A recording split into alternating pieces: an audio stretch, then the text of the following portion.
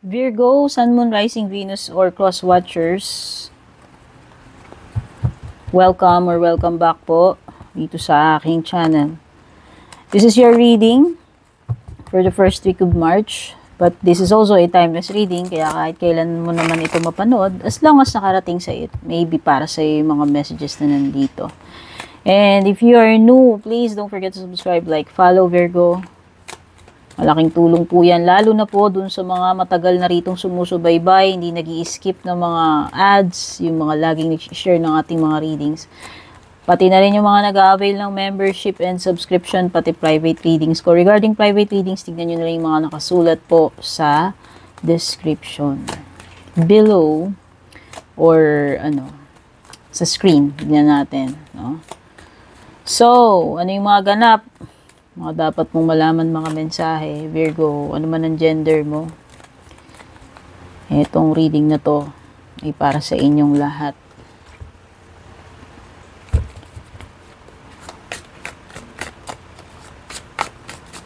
Maraming salamat nga pala sa mga nag-avail ng Valentine's promo reading ko. Ayan. Abang-abang na lang po kayo uli. Kung kailan po ako magpapa-promo. Kaya yung mga uploads natin na delay, sorry naman. Sa dami po nung pila, nag-avail. Tayo ay, tinangkilik. You have ballet shoes, telephone, and train. May hilig ka ba sa dancing, specific ballet, o...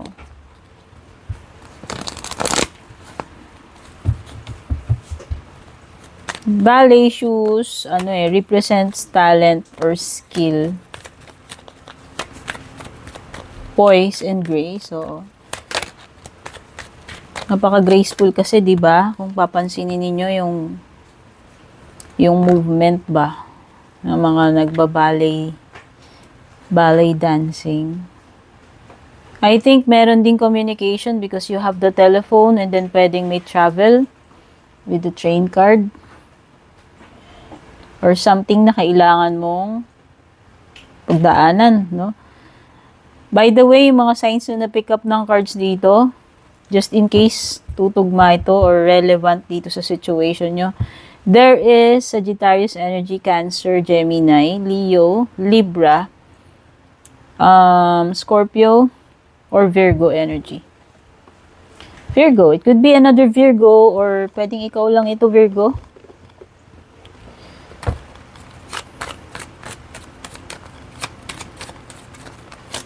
Oh, mukhang merong something na uulit or paulit-ulit this, first week. Depende. It could be annoying kasi paulit-ulit. Or ayaw nyo na, repetitive na, dapat nang tapusin. Alam mo yun?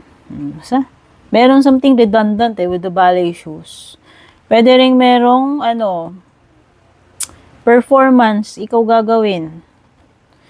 Pwedeng ito ay pag-showcase ng iyong talento, pagpapakitang gilas, pagpo-prove ng iyong kakayahan, no? Whatever you call it, Virgo.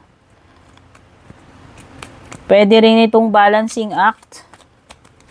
For some of you, may mga bagay kayong tinatansya, pinipilit na balansihin. Or pagpapakita ng iyong finesse. Under pressure, alam mo yon.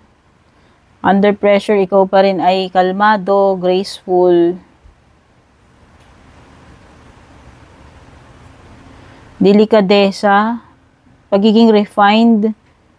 Oo, instead na, alam mo yon, pumatol ka, parang, oops. No, that's not me, sabi ni Virgo. Ako ay mananatiling, refined, contained, kalmado. So, sabi ko nga, pwedeng may communication dito. It could be a phone call. Kung naghihintay ka ng tawag, Virgo, eto na yon. So, regarding career man yan, or kung meron ka mang hinihintay na tawag from someone, merong pakikipag-ugnayan, may exchange ng words, communication lines are open, may mga important matters na dapat pag-usapan, This is a two-way street, which means, you get to express or sabihin, yung gusto mong sabihin, and at the same time, you need to listen also. Kasi it's two-way eh. Okay? Oh, this could also indicate, self-expression. No? Oh, pwedeng singing, talent. Pwede rin naman talagang gusto mo lang i-voice out, iparating, make clear na ito yung iniisip mo, yung gusto mong sabihin, o maybe someone is, magre-reach out sa iyo, or kung ikaw man ang magko-contact doon sa person na yon. This represents also your throat chakra. So, wala akong alam sa mga ganyan. Okay. Pwedeng ito ay confirmation. Naghihintay ka na ng confirmation. Train, no? Like I told you kanina, pwedeng may travel. There's this something na pwede mong pagdaanan this first week. Some of you will go away, hindi ko alam, aalis, maglalayas, magbabakasyon, or lilipat na ibang lugar. Or pwedeng may pagtatagpo, o may pupuntahan ka ba, o meron bang someone na pupunta sa iyo. This is an indication also of yung going forward, ibig sabihin advancement, no? Pag-usad, progress. Okay? Wow. So there's this energy of a person who is very attractive. It could be you or ikaw tong na-attract, okay? Ayan. Matcha-charm mo siya or matcha-charm ka nitong person na ito. No? Basta, siguro malakas sex appeal, malakas ang dating, ewan ko. Sexy, guwapo, macho, whatever. Sexy eh. Sexy energy. Ang lakas ng sex appeal nitong person na to. Whether ikaw yan o yung person na, ma-encounter mo. Oops, may warning sign dito with the Two of Swords. Stop, don't cross. Warning, Virgo, do not proceed. Oops, parang ganon. Oops, wait, parang ganon. Huwag ka munang magpatuloy, huwag mo munang gawin yan. No? You need to consider muna, pag-isipan mo muna mabuti. Yan, pwede may kinalaman sa decision to, bago ka mag-decide, no? Bago mo bitiwan yung decision mo. It's a clear warning. So, bago mo bitiwan yung desisyon mo, pag-isipan mo munang mabuti. Sabi ni Two of Swords. O, diba, meron kasing mga options dito or there may be too many possibilities for you to consider. Kaya siguro yung iba sa inyo, mako-confuse kayo, which is also the indication of Two of Swords, no? So, pareho sila ni Seven Cups. Pwedeng yung iba dito, marami lang kayong distractions. Alam niyo yun, yung mga pampagulo, mga pampaepal sa paligid na hindi naman dapat. Na tuloy yung ninyo instead na makapag-focus kayo dun sa dapat yung pag-focusan, ang daming distractions or pampagulo. Okay? And sa tingin ko, maganda na i-sort out mo.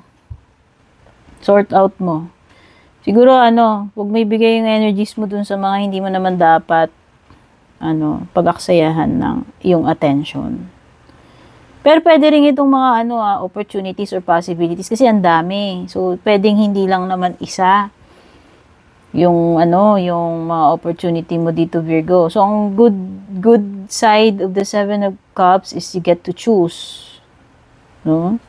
Kasi hindi lang naman isa yung pagpipilian mo. At least, diba, may choices. Hindi yung parang, iisa lang yung nasa harapan mo, so no choice ka. Ito meron eh.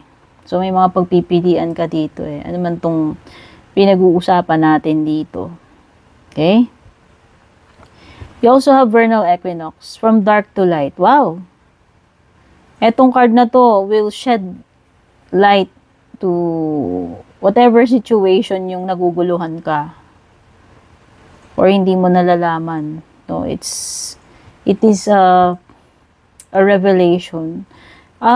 Pwede rin daw itong awakening or realization. And parang sinasabi nitong card mo, dapat kumilos ka na. It's time na para gumawa ka ng action pagdating dito sa bagay na to. And merong timing na binibigay sa mga susunod na araw. So definitely first week of March yung sinasabi dyan, Virgo. And when it comes to your love life, okay, ayaw makipag-deal talaga. No, not today. Whether this is your energy or energy ng person mo. Umiiwas to. Kasi merong magre-reach out magpo-phone call. Pero yung isa, ayaw niya makipag-usap. O bahala ka na ha, kung alin yung energy mo doon. Ikaw ba yung magre-reach out? O ikaw yung ayaw makipag-usap? Maybe this person is still hurt, kaya ayaw niyang makipag-deal, ayaw niyang humarap, ayaw niyang makipag-usap. Kaya siguro, no? Still angry pa rin daw, kaya kung sino man yan sa inyo. Naku, may energy ng ahas dito, Virgo. Kaya kung may jowa ka, this is a clear sign ng merong kalaban or ka-competition. Pero kung pinupormahan mo pa lang yan, yun na nga, alam mo na meron kang ka-share or meron ding kakumpetensya. Diba? Ngayon, kung babae ka naman or whatever gender, pwedeng merong other woman. Dito sa connection niyo or relationship ninyo. May third wheel. May epal, may photobomber, may asungot, may puraot, ganun. Yung iba naman dito, kung may makakakonek kayo, meron kayong insane chemistry. Meron kasing sinasabi dito na gusto nyo pareho yung isa't isa . Diba? Yan. So, maybe, ito yung person na magpapakilig sa'yo or ewan ko, para kasing may passion, may excitement, may having fun dito sa person na to. Siguro malakas nga talaga yung yung dating niya sa'yo and ganun din siya sa'yo. Malakas nga siguro yung chemistry ninyo. So, ibig sabihin, pwedeng click kayo na itong person na to.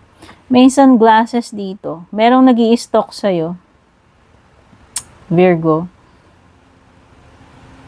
May taong sumusubaybay sa'yo dito. Diba?